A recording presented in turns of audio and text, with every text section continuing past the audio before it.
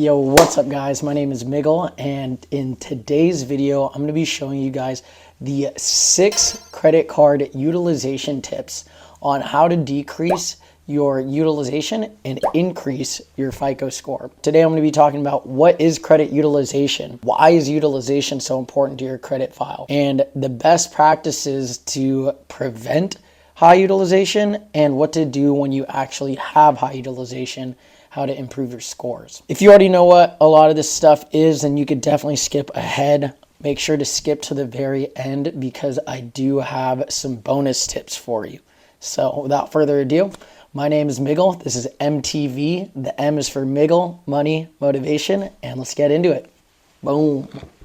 So simply put, credit utilization is the percentage of the available credit you have, and the utilization is the amount you're actually using out of it. So for example, let's say you have a credit card with a $10,000 credit limit. If you're only using $5,000 worth of that, that means you're using 50% utilization. If you're using all full 10K of it, that's 100% utilization. That means you're maxing it out. The reason why it's so important to be mindful of your utilization is if you're maxing out a credit card, banks are going to see you as a lot higher risk. And that means they're going to not give you the best credit limits. They might not approve you for higher credit limit cards, other types of loans if they're seeing it, especially if it's not getting paid. The other major problem with this is if you're maxing it out all the time, the odds of you not being able to pay it off is a lot higher and a lot more likely. That's what makes you look like a higher risk borrower. Typically, you don't ever want to have more than 30%. That's what industry standard tells you, but really you shouldn't be having more than, I want to say, 15%.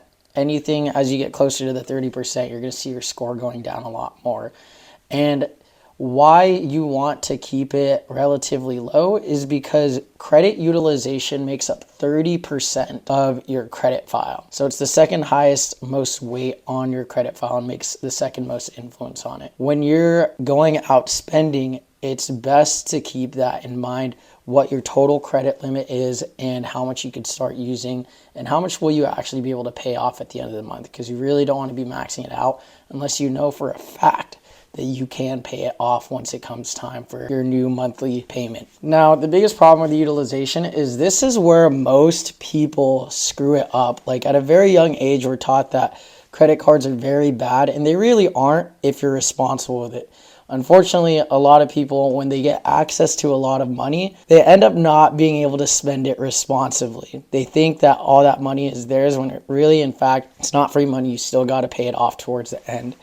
And the big problem with utilization, if you're over leveraging how much you could actually pay it off, you'll quickly start finding yourself in debt. According to Experian, on average, the American has $6,194 in credit card debt. Now, the problem is if you can't pay that off in time, you're going to start getting interest on what you haven't paid off yet. So a lot of times interest rates could be anywhere between 10 and 30%. If you already owe a bunch of money on a credit card and you're not even able to pay it off fully at each month, whatever else you owe is going to keep accumulating interest. So it's almost like you're taking one step forward, 2 steps back. If you're not responsible, this could quickly make you start feeling like you're sinking in quicksand. How do we prevent this coming in the first place?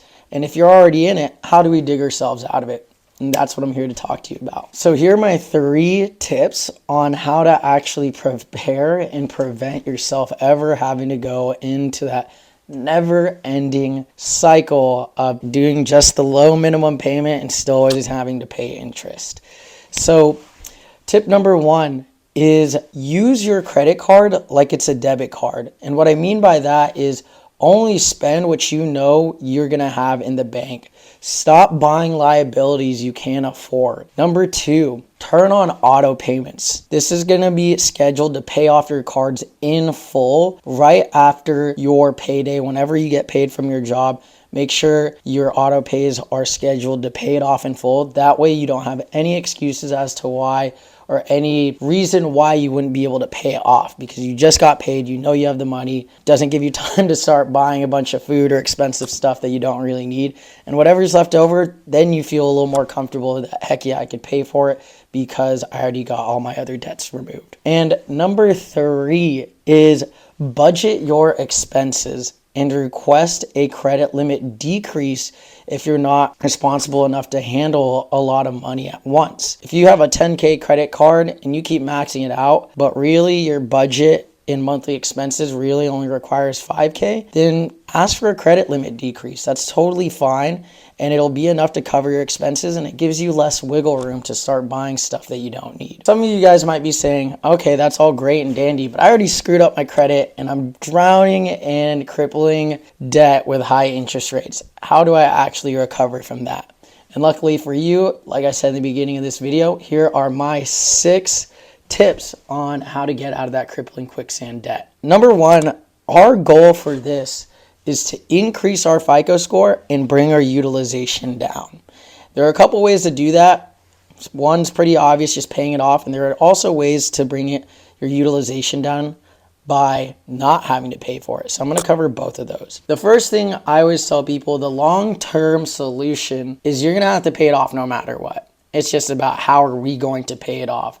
So my first tip is 1, take up an extra side gig. People have time to go do Uber Eats, Lyft, or something, TaskRabbit, just to make a little extra cash on the side.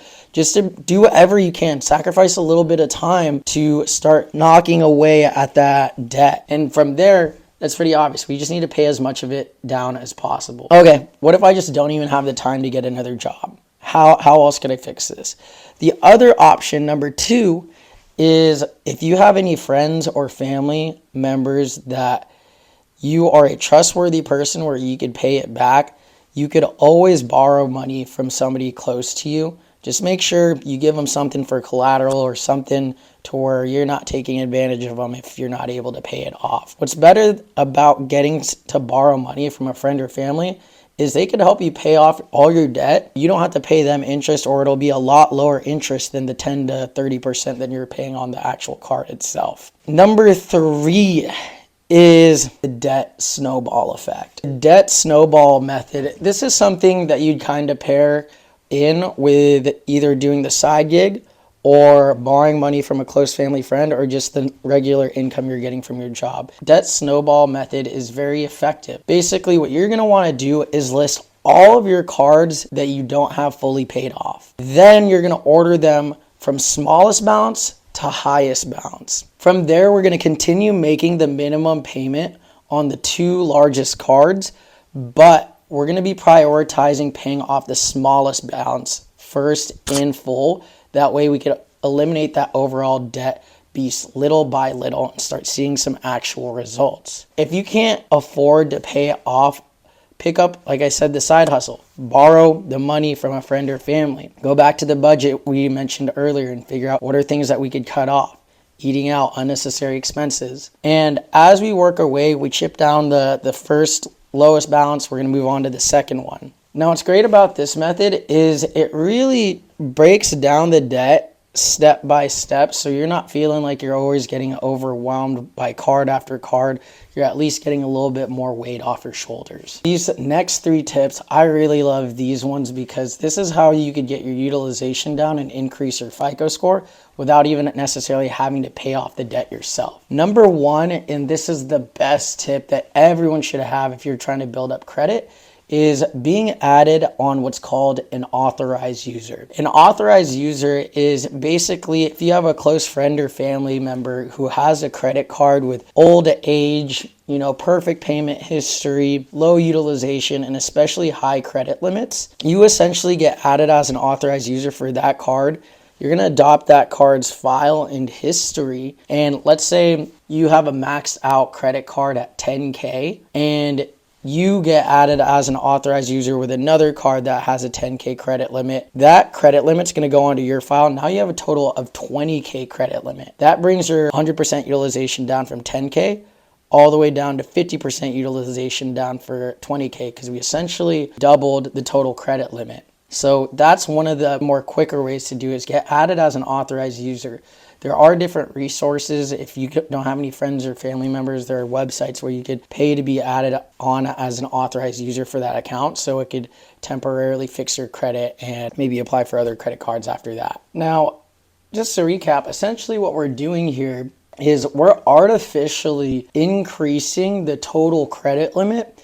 And by doing that, that's going to bring our utilization down and then therefore increase our FICO score up. So the fifth tip uses that same kind of logic. What we could do is apply for what's called a credit limit increase. And here's literally the word for word script you got to do to get approved for this is when you apply for a credit limit increase, you're going to call the number on the back of the card, let them know you need to talk to card services, and just let them know like, hey, my name's Miguel. I've been a long-time customer. I've been really enjoying the card. Let them know you have to make up some sort of story and let them know like, hey, I got this really big purchase that I need to pay, like for example, for like a wedding or something like that. And I really need to get my credit limit increased, and let them know that, I don't know, for example, you expect a lot of money to be coming in the next month so you could fully pay it off so they feel a little more trustworthy that you're going to be able to pay them back.